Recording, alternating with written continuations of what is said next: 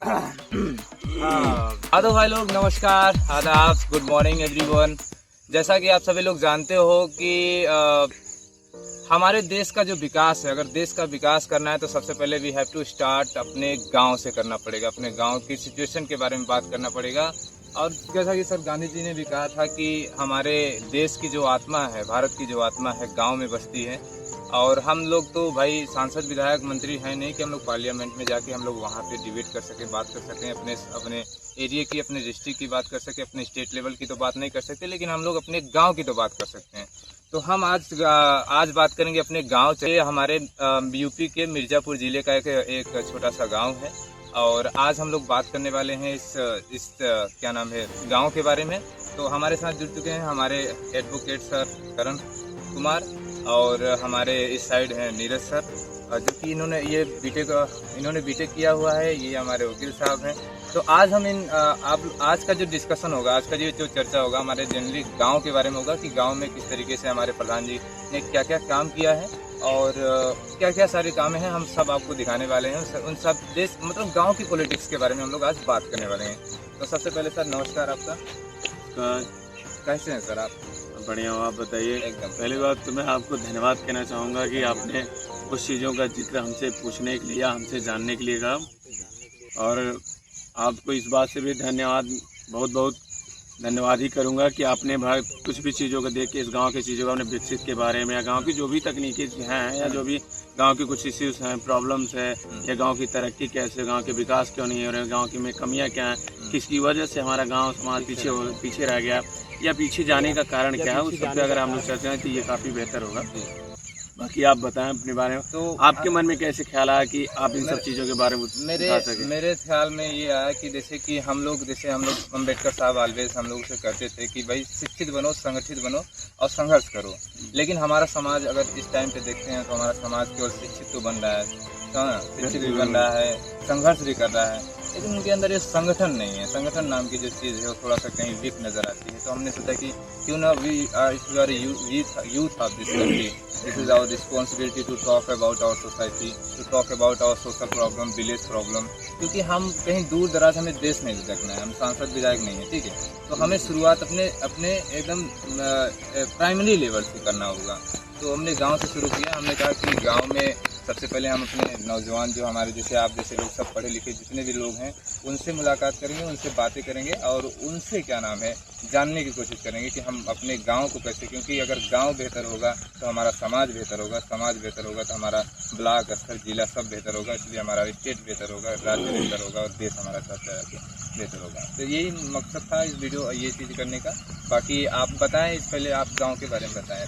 देखिए, गांव के बारे में जानने से पहले जब आदमी अगर एक शिक्षित होता है, गांव की शुरुआती हमें तब करना चाहिए जैसे कहा हर एक पंचवर्षीय योजना है, जैसे इंडियन कॉन्स्टिट्यूशन के अनुसार अगर बनाया गया है कि हर एक व्यक्ति का एक योजना बनाई गई है कि वो व्यक्ति कोई भी अपने गांव का एक आम नागरिक भी खड़ा होकर अपने गांव की चीज़ों के बारे में बता सकता है। तो उसके लिए एक पंचायत चुनाव होता है जो शुरुआती 1951 से स्टार्ट की गई। फर्स्ट पंचवर्षीय योजना अपने भारत में इंडियन कॉन्स्टिट्यूशन में भी दिया गया है, बनाए गए थे। उसके अनुसार गांव का कोई भी व्यक्ति, एनी पर्सन या एनी वुमन, कुछ भी ऐसे हो सकते हैं, चाहे वो महिला हो, औरत हो, चाहे वो कोई लड़का हो, नौजवान हो, जो भी व्यक्ति 18 साल का व्यक्ति ऊपर हो गया, 21 साल प्लस हो गया, तो व्यक्ति अपने गांव की समस्या ले, गांव का मुखिया, उससे पहले तो मुखिया कहा जाता था, मुखिया का चुनाव हो सकता है। जैसे अभी मैं आपको हाल ही में बता दूं, गांव की विकास तब हो सकती है जब व्यक्ति पढ़ा लिखा हो, शिक्षित हो, समाज में चला हो, देखा हो, दूसरे जगह गया हो, अपने गांव के दूसरे गांव के विकसित देखा।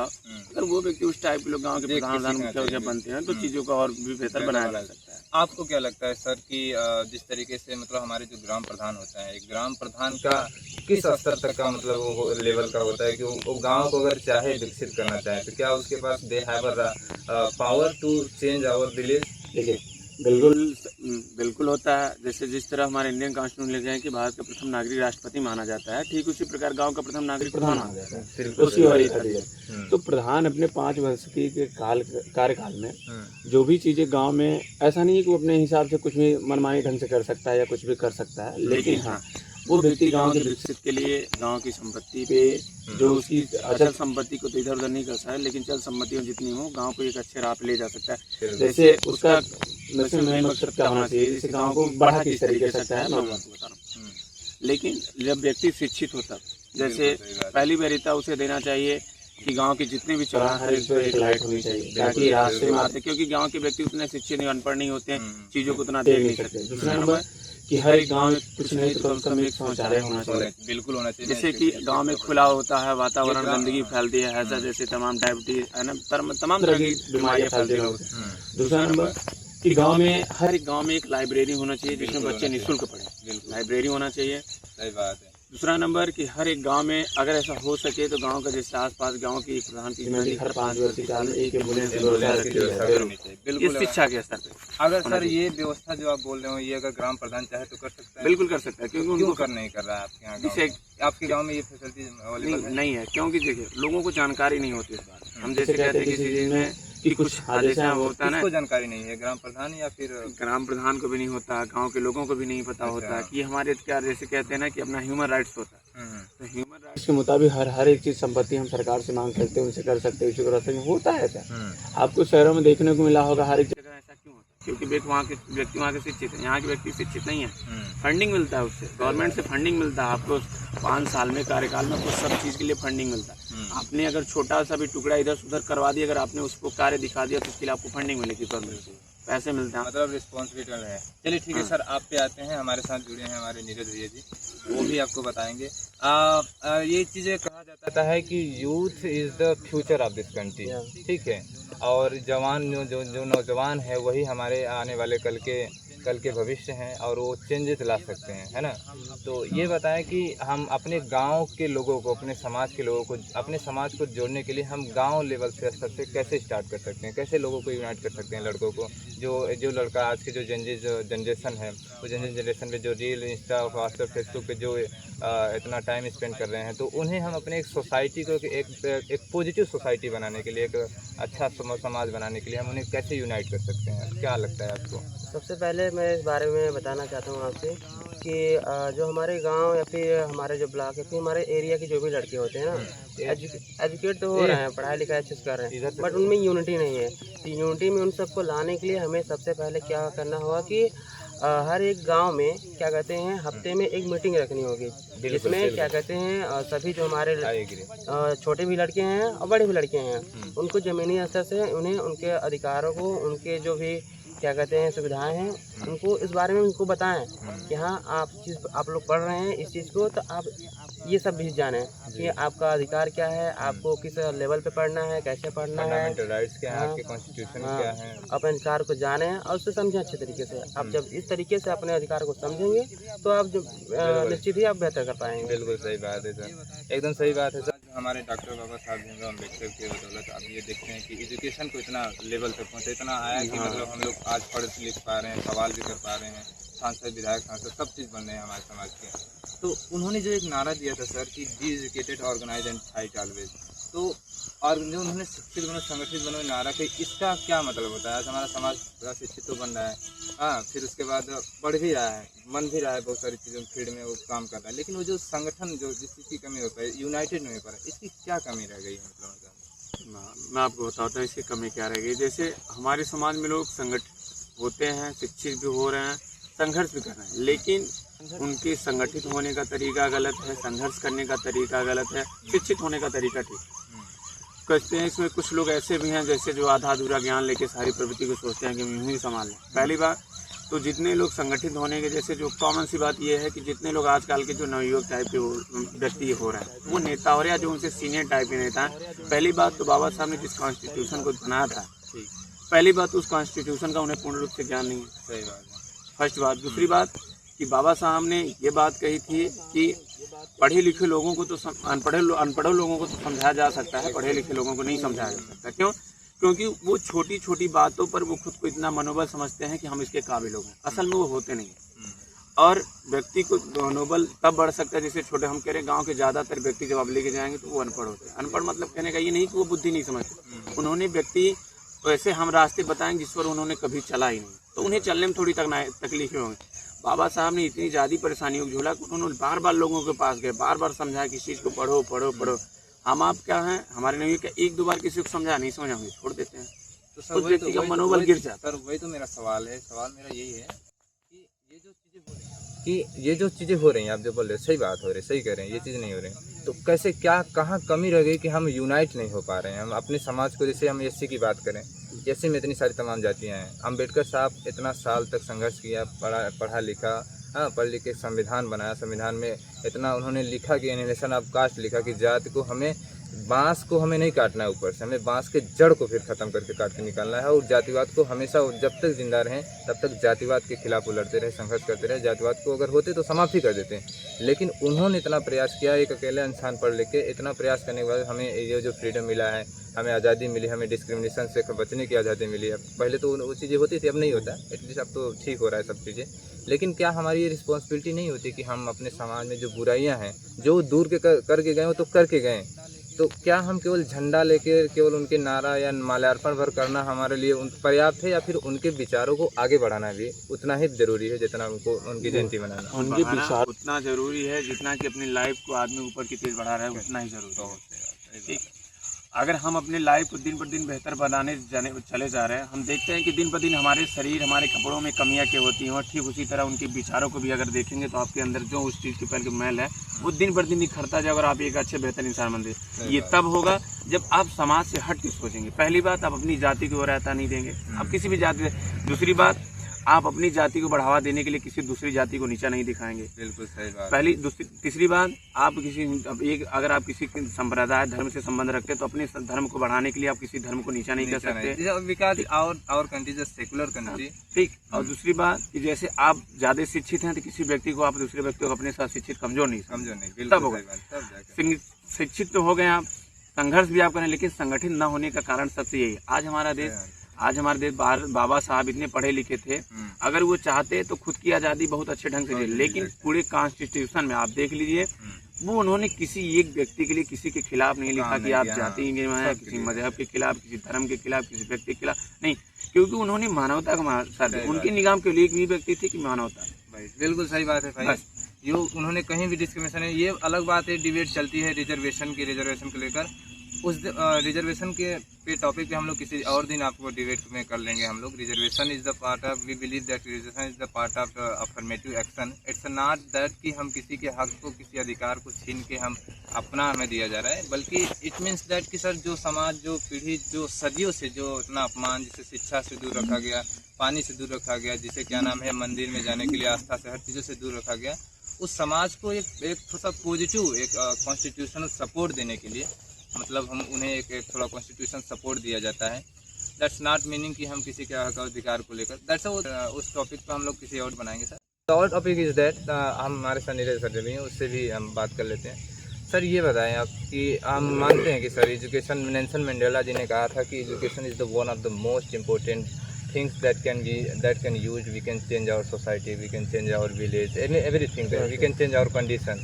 तो एजुकेशन कितना महत्व, कितना, how many importance to educate ourselves, मतलब एजुकेशन कितना इम्पोर्टेंट रखता है हमारे समाज को बदलने में?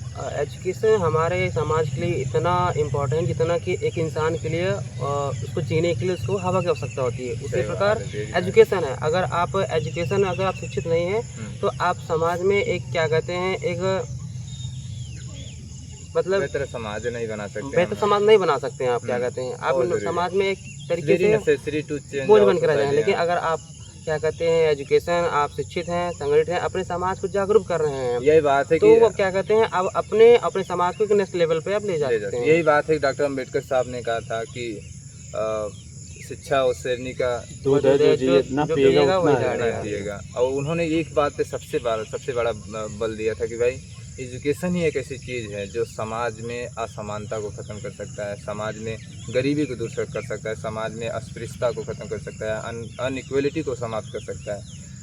वही एक ऐसा टूल है जिसका यूज़ हमें करना चाहिए। आज हमारे समाज सर जो देखते हैं कि एजुकेशन के नाम पे हमें अधिकार तो सब फंडामेंटल सर राइट सारे मिल गए हैं, लेकिन हमारा जो समाज है ना, उनके मेन कॉन्सेप्ट को न फॉलो करके केवल उनकी जयंती, उनके माल्यार्पण, उनके नाम पे केवल अपने आप को निछार कर दिया है, लेकिन उनके सपनों को आगे नहीं बढ़ा रहा है। तो एजुकेशन कितना इम्पोर्टेंट है, आप इसके बारे में बताएं। देखिए, एजुकेशन इतना इम्पोर्टेंट है जितना अंधे व्यक्ति को प्रकाश दिखाना। सही बात है, बिल्कुल। वाह भाई, क्या बात। 15 मिनट तक हो गए, कोई बात नहीं, चलो। एक एजुकेशन कहा जाए तो उतना ही जरूरी जितना शरीर से व्यक्ति की आत्मा का। क्या एजुकेशन ऐसा है कि आप दुनिया की किसी भी चीज़ में, चाहे वो आपके शुरू से पैदाइशी से लेकर मरण तक की भी बात अगर रह जाए, तो शिक्षा का ही एक स्तर ऐसा है कि वो जीवन भर आपको अमर करेगा। आपका शरीर विनाश हो जाएगा, कुछ हो जाएगा, लेकिन शिक्षा का स्तर ही आपको हमेशा जीवित रखता है। भले ही महापुरुष, आज हम बाबा साहब को क्यों मान रहे हैं? बाबा साहब नॉलेज सिंबल, हम उन्हें क्यों माने? वो चले गए इस धरती से, लेकिन उन्होंने क्या बताया? शिक्षा। उसी तरह शिक्षा जरूरी है कि शिक्षा का वही स्तर है जिससे हर एक प्रकार की चीज़ें बदली जा सकती हैं, समझी जा सकती हैं, बराबर खिलाई जा सके, एक दूसरे की भी संस्कृति, किसी भी चीज़ की भावना को बदली जा सकती है। और शिक्षा तो उतना ज़रूरी हो गया है कि आप पल पल की खाने पीने तक में भी अगर देखेंगे तो आपको शिक्षा की अगर जरूरी नहीं है तो आप खाने को भी तरस है। एक पायो नाम के वैज्ञानिक थे, दार्शनिक थे, he said a very deep line कि शिक्षा जीवन का आधार नहीं है, शिक्षा ही जीवन है। बिल्कुल बिल्कुल सही बात कह रहे हैं, बिल्कुल सही बात कह रहे हैं आप, क्योंकि डॉक्टर मोहम्मद इन्हें लाइट ऑफ एशिया कहा जाता है। Gautam Buddha is the first scientist of Asia, light of Asia कहा जाता है कि उन्हें फर्स्ट साइंटिस्ट इसलिए भी कहा जाता है कि उन्होंने सत्य की खोज की थी। सत्य की खोज की थी तो उन्हें कहा जाता है सत्य की खोज उन्होंने क्या कहते हैं ना, आत्मदीपक हो। आत्मदीपक मतलब स्वयं का प्रकाश होना, कहते हैं ना कि स्वयं का, हाँ बुद्ध जी ने कहा था कि स्वयं का प्रकाश। स्वयं का प्रकाश मतलब कहने का होता है कि जब आप शिक्षित होंगे ना तो आप खुद लाइटेड होंगे, आप खुद प्रकाशित होंगे। अम्बेडकर साहब ने कभी किसी को नहीं जाके कहा कि ये करो, जब वो खुद शिक्षित हुए उन्होंने बताना शुरू किया तो लोग खुद जाने लगे। अम्बेडकर नहीं, बाबा साहब के भी पहले महात्मा ज्योतिबा फुले हुए थे, माता सावित्री बाई फुले हुए थे। माता सावित्री बाई फुले ने क्या किया? शिक्षा को लोगों ने बढ़ावा दिया। ज्योतिबा राव क्या हुआ? उन्होंने शिक्षा को बढ़ावा दिया। उसके बाद ये हमारे महंत संत श्री ये भी हुए रविदास, उन्होंने भी शिक्षा को बढ़ा दिया। उसके पहले भी हुए कबीरदास, उन्होंने भी शिक्षा को बढ़ा दिया। पेरियार, ललई यादव, इसे उन्होंने क्या दिया? शिक्षा को। इन्होंने आखिर क्यों शिक्षा में?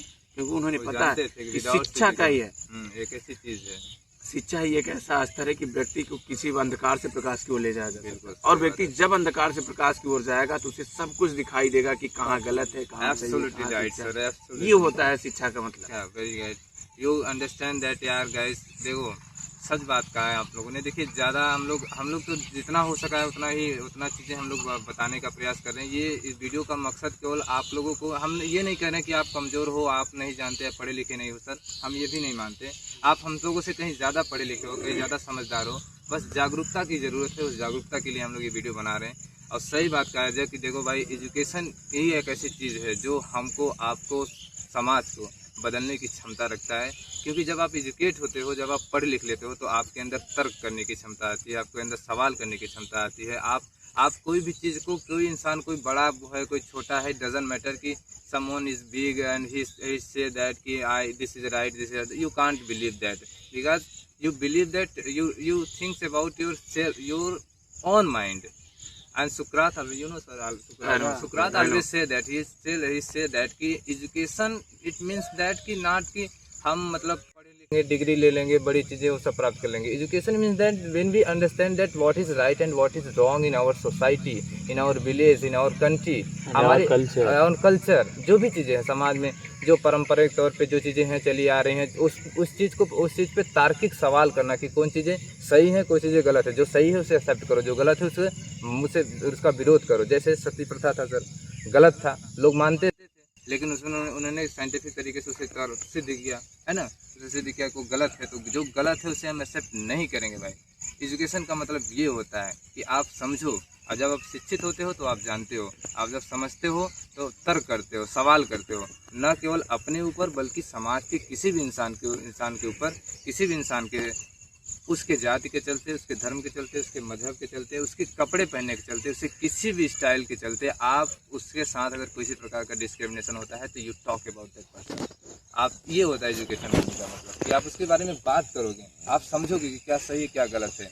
ना अपने ऊपर आप क्या नाम है डिस्क्रिमिनेशन आप बर्दाश्त कर सकोगे, ना सामने वाले इंसान के, आपके समाज का, चाहे समाज, मैं I am not talking about we us, I am talking about all of us Indian, है ना सर. तो हम किसी को देखो बाइनरी बनाने का हम यहाँ काम नहीं कर रहे हैं. ये हमारे यहाँ बैठे हैं, हम लोग ये नहीं कर रहे कि कोई हमारा समाज अपना समाज सबका ही देश है. We are talking about India. We have one nation and we are Indian. We have proud of ourself कि हम लोग इंडियन हैं. तो ये बाइनरी बनाने के नहीं कि अम्बेडकर BS गांधी, गांधी BS भगत सिंह वीर Chandrashekhar Azad, we not talk about that person. उन्होंने जो करना था वो करके गए सर। हम क्या कर सकते हैं as a youth of this country, हमारी क्या रिस्पॉन्सिबिलिटी है, ये हमें तय करना होगा, because youth future of this country sir. ये चीज़ें होता है। बाकी इस वीडियो आपको कैसा लगा आप लोग बताना कमेंट करके। एक लास्ट क्वेश्चन हो जाता है सर लोगों से, अभी कितना नंबर होगा अभी वीडियो? 20 मिनट। 20 मिनट या और मैं 50-200 मिनट कर लिए बात होती रहेगी तो खत्म नहीं होगा।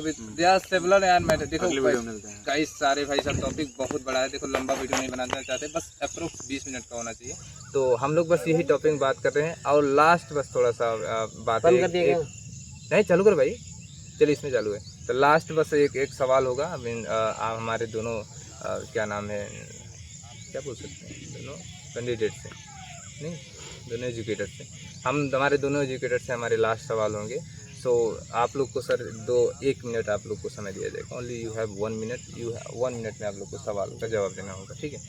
तो सर आप अपने देश गांव को हम गांव को कैसे बेहतर बना सकते हैं, ये सवाल है हमारा कि हम अपने गांव को बेहतर कैसे बना सकते हैं। प्रधान की क्या रिस्पॉन्सिबिलिटी होती है, सब चीज़ें मिला जुला के आपको बोलना है कि हमारे गांव में क्या क्या विकास हुए हैं और क्या करना चाहिए। 1 मिनट ही है बारे में सोचता है। देश हो, गांव हो, शहर हो, प्रदेश हो, राज्य हो, कुछ भी होता है, शिक्षा जितना ही जरूर होगा उतना ही बेहतर हम बना सकते हैं।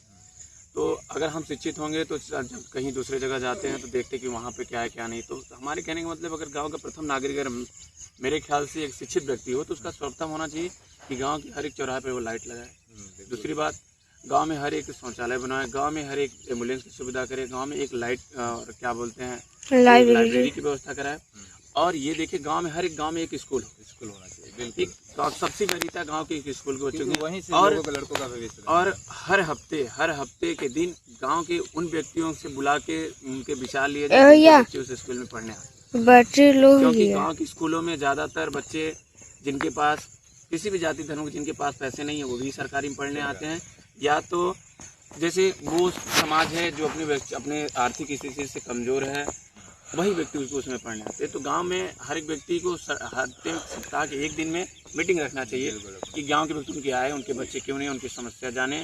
और अगर गांव का आप प्रथम नागरिक हैं, कहा जाए तो आप गांव के प्रथम प्रधान हैं, तो आपको ये भी देखना चाहिए कि जो बच्चा कमजोर है उससे जितना हो सके शिक्षा मनोबल उसको बढ़ाएं। अगर कुछ मदद हो सके आपसे, कापी किताब बैग तो आप उसे दिलाने का ये काम जरूर है। बिल्कुल, या फिर ठीक है, बहुत बढ़िया। ये बहुत सही बात कहा है आपने कि एजुकेशन को अगर आगे बढ़ाना तो हमारे गांव के प्रधान की बैटरी 10 मिनट सर आपको क्या लगता है कि गांव में जो इन्होंने कहा इस चीज़ें, इसके अलावा क्या हम जैसे कि साइंटिफिक तरीके से जिस तरीके से हमारे समाज में जिस आप क्या बोलते हैं अंधविश्वास नंबर वगैरह सब चीज़ें फॉलो की जाती है, प्रैक्टिस की जाती है, उससे हम कैसे अपने समाज में, उससे छोड़िए जो समाज जो इस चीज़ को प्रैक्टिस करता है सदियों से वो तो अलग है, हम अपने समाज के लोगों को जैसा कि अभी सर ने बताया कि गांव में जो युवा कन्या है सबसे पहले उन पर ध्यान देना चाहिए।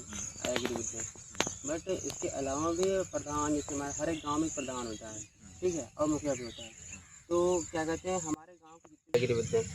बट इसके अलावा भी प्रधान, जैसे हमारे हर एक गाँव में प्रधान होता है, ठीक है, और मुखिया भी होता है।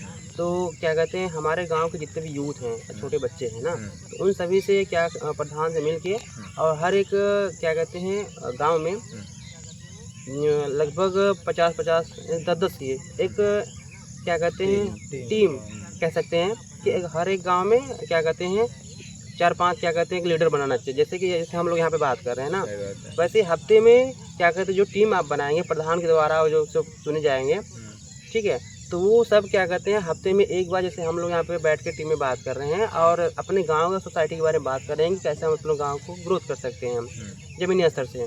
तो उसी तरीके से जब वो लीडर क्या कहते हैं जो होंगे, हर एक लीडर को ये असाइन किया जाएगा कि आपको क्या कहते हैं यहाँ पे कोई लोकेशन होगा हर जगह, वहाँ बैठ के आप बाकी जितने भी छोटे से लेके बड़े तक यूथ जो हमारे हैं उनको इस चीज़ों के बारे में बताया जाए, उनको डिस्क्रिमिनेशन के बारे में जागरूक किया जाए। बहुत जरूरी है। हाँ, जागरूकता सबसे पहली बात है जागरूकता। अगर इंसान जागरूक होगा तो वो अपने अधिकारों को समझ पाएगा, और वो समझ पाएगा तो अपने समाज को बेहतर कर पाएगा। बहुत सही बात है। तो आज का जो हमारा डिबेट था youth of this country, of our district या विलेज, और आज का ये डिस्कशन आपको कैसा लगा कमेंट करके ज़रूर बताइएगा। हमारे साथ हमारे जो लोग जो चुनिंदे हमारे जो एजुकेटर्स हैं, आप लोगों को बहुत सारी चीज़ों के बारे में आपको इन्फॉर्मेशन दिया, बहुत सारी चीज़ों के बारे में बताया। आपका क्या राय है? आपको क्या लगता है कि कैसे हम अपने समाज को बदल सकते हैं, कैसे लोगों को यूनाइट कर सकते हैं, कैसे अपने समाज को, कैसे अपने लोगों को आगे बढ़ाने के लिए हम क्या क्या स्टेप फॉलो कर सकते हैं, ये चीज़ें आप बता सकते हैं। अगर आप यहाँ मिर्ज़ापुर ज़िले से हैं या आप लालगंज ब्लॉक से हैं, सर ये आप गांव हमारे सर बता देंगे कि आप ये एरिया कौन सा है, हम लोग कहाँ किस गाँव विलेज से हैं और किस ज़िले में हैं। अच्छा बता देते हैं। चलिए तो ये हम लोग अभी मौजूद हैं अपने, थोड़ा सा दिखा दे बाबा। गाँव न छोड़े नहीं गाँव नहीं, क्योंकि हम हर एक व्यक्ति को जाते हैं। हाँ, गाँव नहीं, मैं गाँव का नाम मिर्ज़ापुर बता रहे हैं ना, मिर्ज़ापुर डिस्ट्रिक्ट जैसे कि अच्छा जी, हाँ, पर्सनल गाँव में जिस तरह हम लोग अपने गांव में बैठ के इस मुद्दे पे बात कर रहे हैं ना, सब कर इसी तरीके से हर एक गांव में क्या कहते हैं, हर प्रधान को अपने गांव में लीडर चुने, बिल्कुल तो 4-5 लीडर चुने, सो दैट कि वो सब अपने हफ्ते में एक बार मीटिंग करें, सब लड़कों को बुलाएं कि हाँ आप इस दिन मीटिंग, और आप जब वो खुद ही आएंगे वो सब भागीदारी लें। इसमें लड़कियां भी हो सकती हैं, औरतें भी हो सकती हैं, क्योंकि सबको बराबर का समान रहेगा।